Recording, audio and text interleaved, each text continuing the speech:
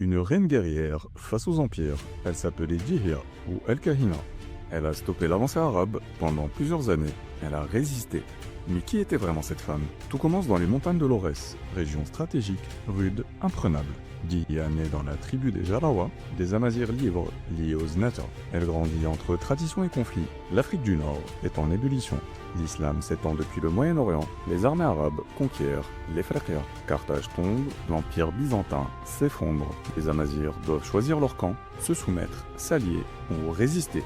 Dihya refuse de plier devant Damas. Elle forme une coalition inédite.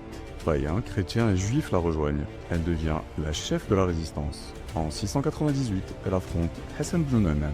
La bataille a lieu près de Tabarka. Contre toute attente, elle triomphe. Les Arabes reculent jusqu'en Tripolitaine. Elle contrôle toutes les Phrygiens. Mais elle applique une stratégie radicale, la politique de la terre brûlée. Détruire villes, puis routes, cultures. Priver l'ennemi de toute ressource, même ses alliés en sont inquiets. L'Empire omeyyade ne renonce pas, il revient avec une armée renforcée. Cette fois, Dihya est vaincue. Elle meurt près d'une source mythique. Bir el-Kahina, la source de la devineresse. Était-elle prophétesse ou stratège militaire? Les chroniqueurs parlent de vision. Elle aurait prédit son propre destin. Ses fils capturés rejoignent les Omeyyades, symbole d'un monde en pleine mutation. Mais Dihya ne disparaît pas vraiment. Elle vit dans les champs des Aurès, dans les bijoux amazirs, dans les récits. Reine, résistante, figure matriarcale forte.